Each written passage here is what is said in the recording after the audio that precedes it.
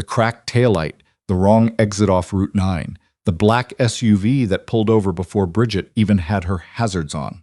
Bridget Calloway had spent 3 years telling herself that rock bottom was the night she signed the divorce papers alone at her kitchen table while her 4-year-old daughter slept in the next room. She was wrong. Rock bottom came 2 weeks later, standing in the parking lot of her sister's engagement party in heels that had started to blister her left foot, watching her ex-husband climb out of a rented Escalade with his new girlfriend on his arm. And laughing. Not at anything in particular. Just that loose, easy laugh of a man who had never once in his life felt the specific terror of checking his bank balance before buying groceries. Stay with me until the end. Hit like and comment your city so I can see how far this story travels. The Whitfield Country Club looked exactly the way Bridget had always imagined places she didn't belong would look. White columns, valets in navy blazers, the kind of landscaping that required a staff just to maintain its illusion of effortlessness. Her sister Camille had been planning this engagement party for 8 months, which meant Bridget had been dreading it for 8 months. She'd driven the hour and a half from Columbus because she loved Camille. She'd bought a new dress, not new, consignment store new, but it was green silk and it fit, and she'd spent 40 minutes on her hair because she wanted to show up like a person who had her life together.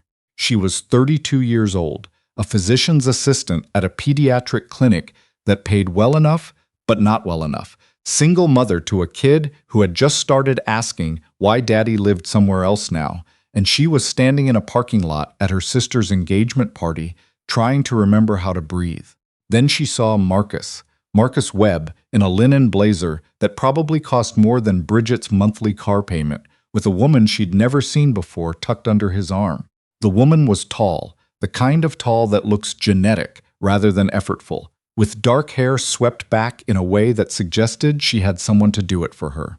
They were laughing about something with Bridget's uncle as she watched from 20 feet away, frozen beside her 11-year-old Honda with a casserole dish of the spinach dip.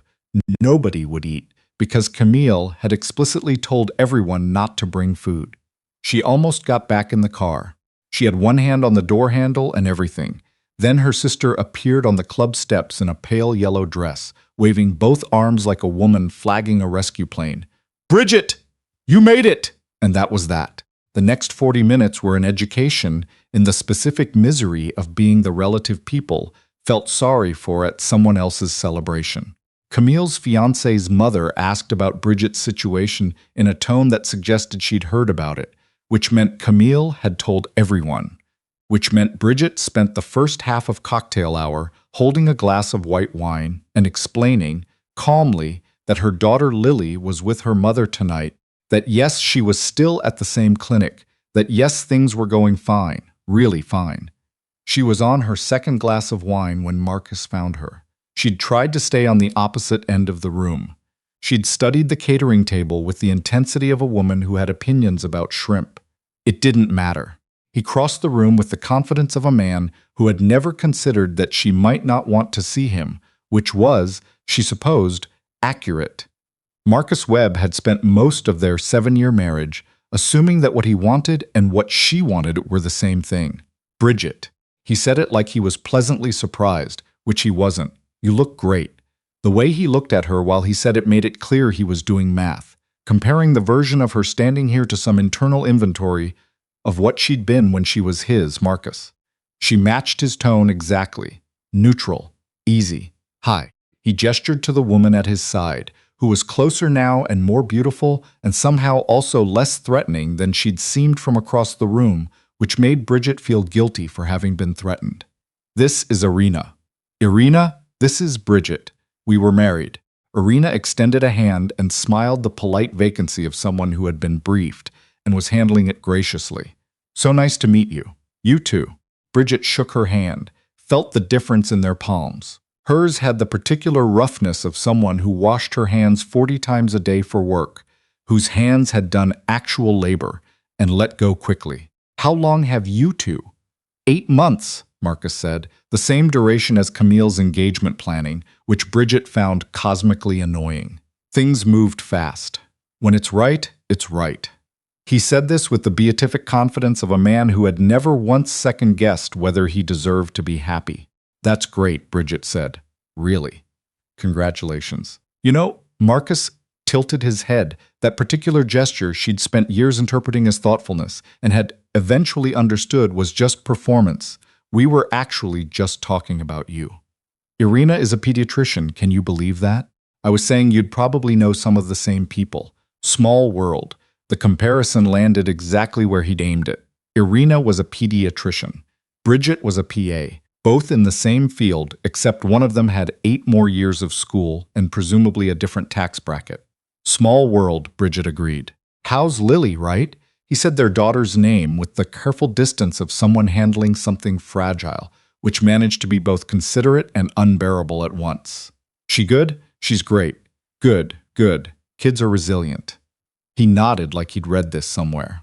"Look, I know things have been complicated, but I hope we can, Marcus." She kept her voice level. "I drove 90 minutes to be here for my sister. I'm going to go do that." She turned before he could respond and walked toward the bar, not because she needed a drink, but because it was a direction and she needed one. Her heels clicked on the marble floor, and her face was doing something. She was working hard to control, and the wine was doing exactly nothing useful. She made it to the terrace before the tears started, which she counted as a win. The terrace was empty. The party noise filtered through the glass doors behind her, and the October air was cold enough to justify her, crossing her arms over her chest and staring at the tree line until she felt like a person again. She didn't let herself cry loudly or for long. She gave herself 90 seconds.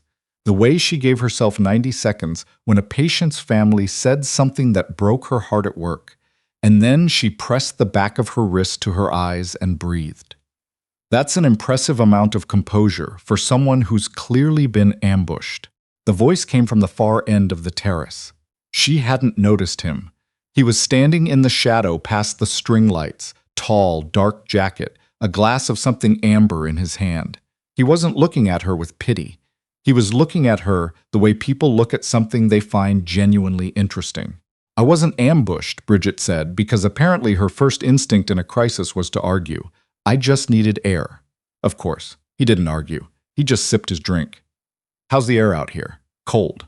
She looked at him more directly now. He was somewhere in his mid-40s, the kind of face that had gone through something and come out the other side with more structure for it. The jacket was good, not flashy, just quietly expensive in the way that meant he didn't need you to notice. He had the stillness of a man who was never uncomfortable anywhere, which either meant he was very confident or very practiced at appearing that way. "Do you know the bride or the groom?" "Neither, actually." He said it without apology. "I know the venue owner." "You came to a party where you don't know anyone?" "I had a meeting here that ran late." A small pause, and then I heard there was spinach dip. Bridget looked down at the casserole dish she had somehow carried onto the terrace. She had forgotten she was still holding it. Something about this was so absurd that the tightness in her chest cracked open just enough to let out a single involuntary laugh. "I'm Bridget," she said. "Luca," he said. She didn't ask his last name. He didn't offer it. They stood on the terrace for another few minutes, talking about nothing in particular, the cold front moving in, the inadequacy of terrace lighting, whether the caterer had oversalted the shrimp, and Bridget felt, for the first time in months, like a person who was interesting to talk to rather than a situation to be managed. He left before she went back inside. He gave her his card, which was plain white, with just a name and a phone number, the kind of simplicity that on a certain level of wealth stopped looking modest and started looking like the opposite. She put it in her clutch and didn't think about it again until she was driving home at 11:30 and her sister texted, "Who was that man you were talking to on the terrace?" "Bridget, I have." Question she didn't answer Camille that night. She put Luca's card in the drawer of her bedside table and went to check on Lily and stood in the doorway watching her daughter sleep. One arm thrown over her stuffed elephant, hair tangled, completely at peace the way kids sleep when they've never had to think about money. And Bridget told herself she was fine. She was not going to call a number on a plain white card from a man she'd met for 15 minutes at a party. She called 3 days later. It started slowly, which was the only reason she let it start at all. Dinner in a restaurant that wasn't trying to impress her, where he asked about the clinic and actually listened to the answers. Coffee on a Tuesday morning that turned into 2 hours. He was careful with her in a way she hadn't expected, not careful like fragile, careful like considered, like he thought before he spoke, and meant what he said when he said it. He met Lily on accident, 6 weeks in, when Bridget's babysitter canceled and she mentioned it apologetically.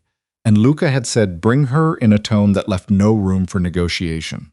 Lily had been polite and watchful the way she was around new people, and then Luca had ordered her a hot chocolate and asked very seriously what her position was on whether dogs or cats were smarter, and Lily had talked for 25 minutes without stopping, and Bridget had watched the two of them and felt something shift in her chest that she hadn't been prepared for. She told herself she didn't know much about him. This was true. She knew he was in finance, the kind of vague answer that either meant boring or complicated, and she hadn't pressed. She knew he had an apartment in the city and an office on the 43rd floor of a building she'd driven past 100 times. She knew he was methodical and quiet, and occasionally said something that made her realize he was several steps ahead of every conversation they were in. She didn't know what she didn't know. She found out on a Thursday in February when she came home from a 12-hour shift and found her ex-husband sitting on her front steps. Marcus didn't drop in. Marcus communicated through their co-parenting app and occasionally through his lawyer. Seeing him on her steps at 9 in the evening, without Lily, without warning, was so far outside the pattern that Bridget's first thought was that something had happened to someone. Is everything okay? Fine. He stood up, and she could see now that he was agitated in the controlled way of a man who had practiced controlling it. I need to talk to you about something. Inside, he sat at her kitchen table with a cup of coffee she made out of reflexive hospitality and told her what he'd found out. He'd been at a dinner 2 nights ago. Business. The kind of networking dinner where everyone was trying to figure out who else was in the room. And someone, he wouldn't say who, had told him about Luca Ferrante. The name landed on Bridget like a change in air pressure. What about him? Marcus looked at her across the table. They had been married for 7 years. She knew the exact expression he was wearing right now, the one that meant he was deciding how much to say. He's not what he says he is, Bridget. The finance thing, that's not what he does. Or it's not all he does. He paused. People are afraid of him. The kind of afraid that doesn't come from a bad quarter. Bridget sat very still. I know we're not. Marcus stopped. I know things between us are what they are. But Lily is in that car when he drives you places. You're in his apartment. I needed to tell you. She didn't call Luca that night. She lay in the dark for 3 hours running back through every dinner, every conversation, every moment she'd cataloged as evidence that she knew this person. The way he'd once taken a call in the hallway and come back quieter, more contained, and she'd thought work stress. The men she'd seen in the lobby of his building who weren't there to work out in the gym. The way people in restaurants sometimes noticed him, the particular noticing that wasn't about recognition, but about awareness. She called him in the morning. She asked him to come over. He came. He sat on her couch and looked at her with that careful, considered attention that she'd fallen for, and she told him what Marcus had said, and she watched his face while she said it. He didn't deny it. He was quiet for a long time. Then he said, I was going to tell you. I kept pushing it forward because I didn't know how to say it without losing you before you knew me well enough to decide. Decide what? Whether I was worth the complication. He looked at his hands. What I do, it's not what most people's lives look like. I know that. And what I am, my family, the business, the history, it doesn't disappear because I want something different. I can't make it clean for you. I tried to make it safe, which is not the same thing. Are we safe? She asked. Lily? Yes. He said it without hesitation. That is the one thing I will never compromise on. You are safe. I have made sure of it since before you knew my name. She thought about that for a long time after he left, since before she knew his name. She turned it over looking for whether it was comforting or terrifying, and couldn't decide if those were even different things. She talked to her mother, which was both useful and not, because her mother said, Bridget, "You just got divorced. Please think carefully," which was the kind of advice that contained both wisdom and a failure to understand that careful thinking was exactly what had gotten Bridget here. She'd been careful for 7 years. Careful and practical and responsible, and she'd still ended up sitting alone at her kitchen table signing papers while Lily slept. She thought about what Luca had said. "I tried to make it safe," which is not the same thing. She knew something about that distinction. Medicine had taught her that. The absence of danger was not the same as the presence of health. You could have a life with no sharp edges and still be hollowed out. She'd done that. She knew what it felt like from the inside. She called Luca back 3 days later. She told him she needed honesty, not protection from information. She told him she was not going to pretend she wasn't frightened by parts of this, and she was not going to let him decide what she was capable of handling. She told him that if they were going to do this, it would be as actual partners, which meant she got to know what was real. He agreed. He sat across from her again and told her things she'd had no context for before. The scope of his family's reach, the nature of what he managed, the careful separation he'd built between that world and the life he wanted, which was a smaller, quieter life than most people in his position chose. He told her about his brother, who had died when Luca was 29, which was when he'd understood that power without something worth protecting was just weight.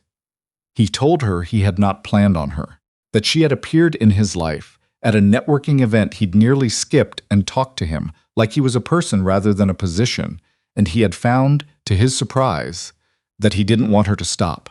She sat with all of it. She thought about Lily. She thought about the hot chocolate conversation and the way Lily had started saying Luca's name, the way kids said the names of people they trusted, easily, without thinking about it. She made her choice with her eyes open. They got married quietly, 8 months later. A judge, 2 witnesses, a dinner that night at the restaurant where they'd had their first real date. No announcement, no party.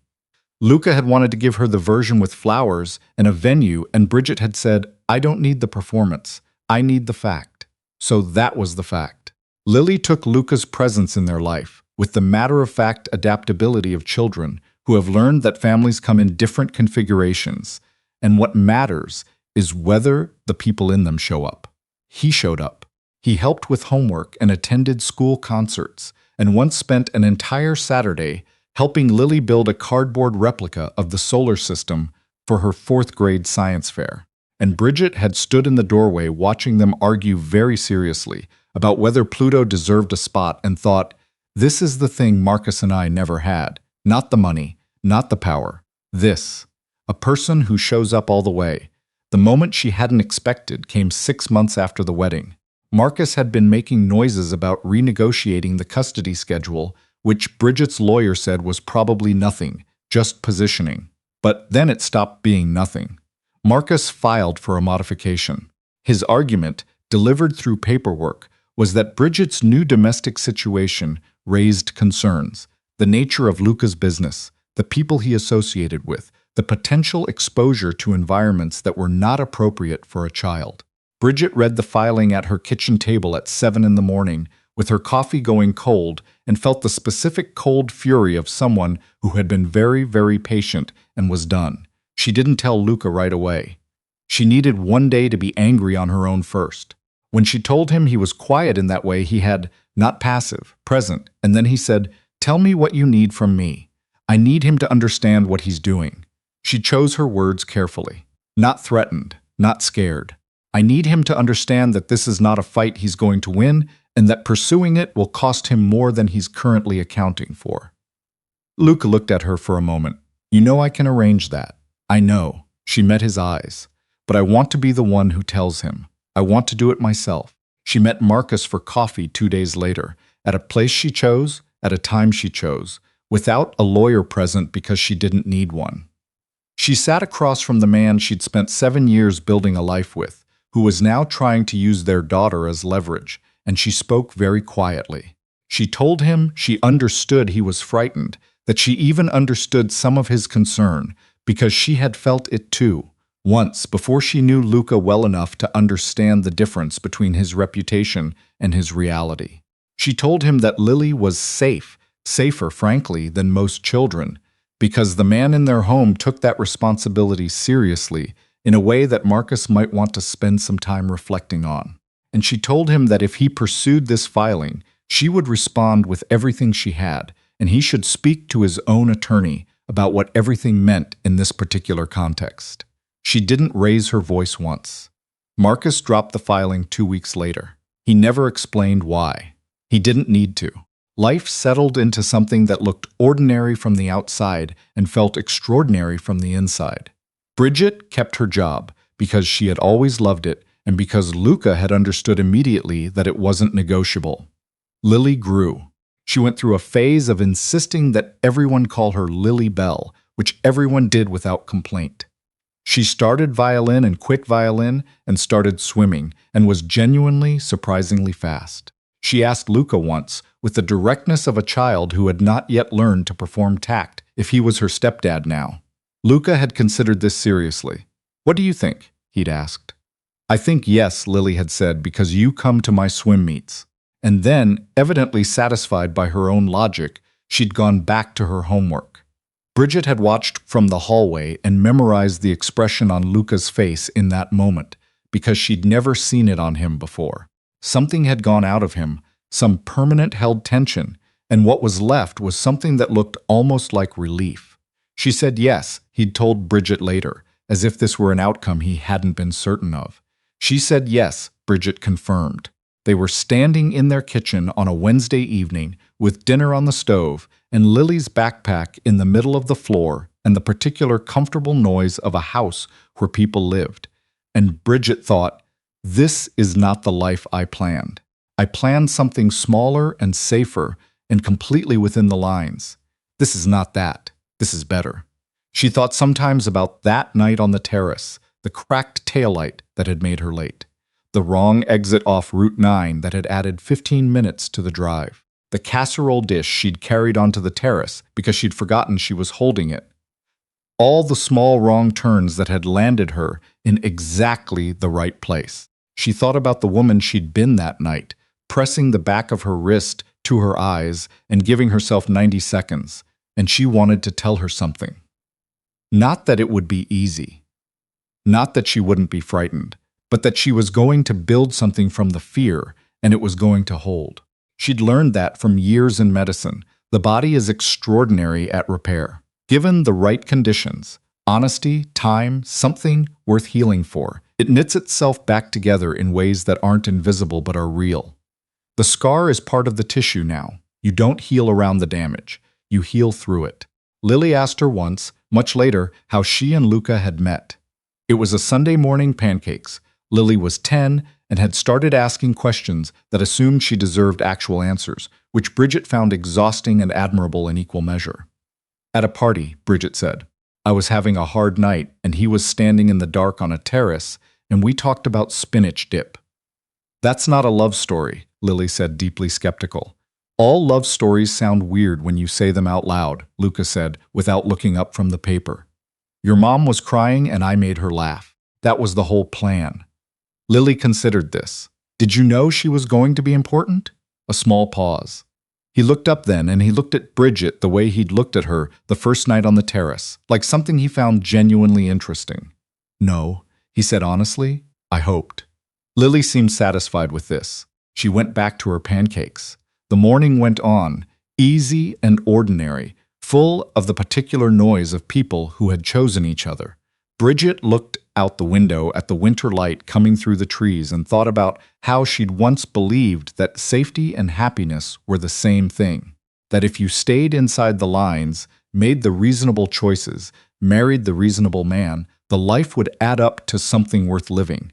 It hadn't, and then she'd stopped believing in the lines. What she had now wasn't safe in the way she'd once imagined. It was something more complicated, a life that required her to be honest and brave, and sometimes frightened, and always clear about what she valued and who she was. It required her to be the kind of person who could stand in a parking lot at a party she didn't want to attend and choose, over and over, to stay. She'd made that choice every day since, and every day it turned out to be the right one.